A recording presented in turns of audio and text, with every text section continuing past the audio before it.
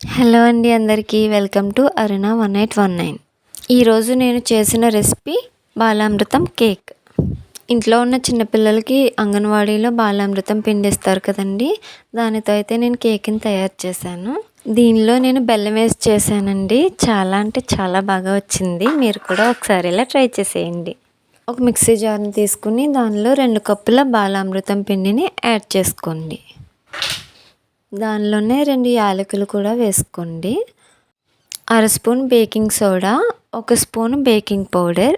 నేనైతే 2 కప్పుల పిండికి ఇంత బెల్లాన్ని అయితే తీసుకుంటున్నానండి. మీకు టేస్ట్కి సరిపడ్డది తీసుకోండి. ఆల్రెడీ పంచదార ఉంటుందండి పిండిలోని, అందుకని చెప్పి నేను ఇదే తీసుకున్నాను. మెత్తగా గ్రైండ్ చేసేసుకోవాలి. చేసుకుని ఒకసారి ఇలా కలుపుకోవాలి. బాగా కలుపుకున్న తర్వాత 2 గుడ్లని తీసుకొని పగలగొట్టుకుని వేసుకోవాలండి. గుడ్లని యూజ్ చేసుకునే ముందు నేనైతే ఒకసారి వాష్ చేసేసుకుంటానండి. ఎందుకంటే పెచ్చులు పొరపాటున దాంట్లోకి జారితే ఇబ్బంది కదా అనేసి. దీనిలో కొద్దిగా పాలు కూడా యాడ్ చేసుకోవాలండి. ఇవి కూడా అంగన్వాడీలో ప్యాకెట్స్ ఇస్తారు కదా, అవేనండి. కాచి చల్లార్చిన పాలను మాత్రమే తీసుకోండి. ఒకసారి ఇలా స్పూన్తో మిక్స్ చేసేసుకుని మరలా మిక్సీ పట్టుకోవాలండి. మెత్తగా గ్రైండ్ చేసుకున్న తర్వాత ఇట్లా ఉంటుంది. ఇలా కొంచెం దోసల పిండిలాగా రావాలన్నమాట. మీకు కేక్ తయారు చేసుకోవడానికి ఏ పాత్ర అయితే అందుబాటులో ఉంటుందో అది తీసుకుని నెయ్యి అప్లై చేసుకోవాలండి. మొత్తం స్ప్రెడ్ చేయాలి.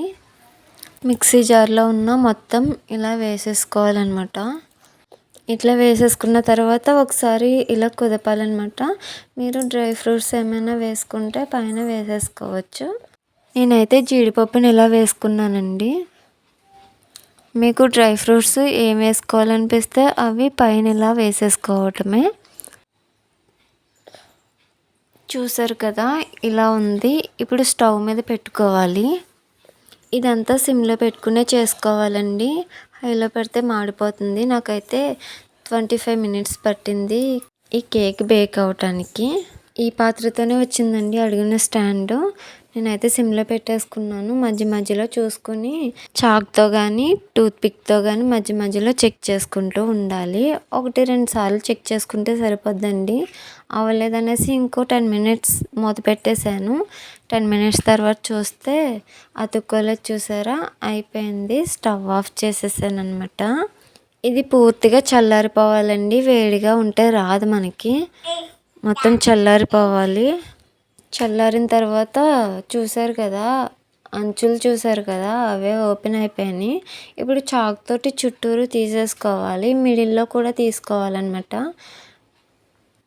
నేనైతే పళ్ళెంలోకి తీసుకున్నానండి. చూసారు కదా, వెంటనే ఊడొచ్చేసింది.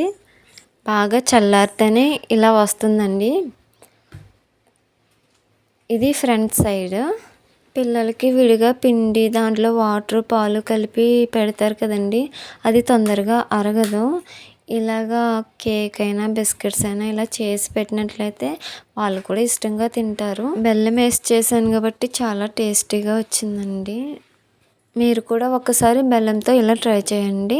ఖచ్చితంగా నచ్చుతుందని అనుకుంటున్నాను. నా వీడియో కనుక మీకు నచ్చినట్లయితే తప్పకుండా సబ్స్క్రైబ్ చేసుకోండి, లైక్ చేయండి. ఇంకా మరిన్ని వీడియోస్తో మీ ముందుంటాను.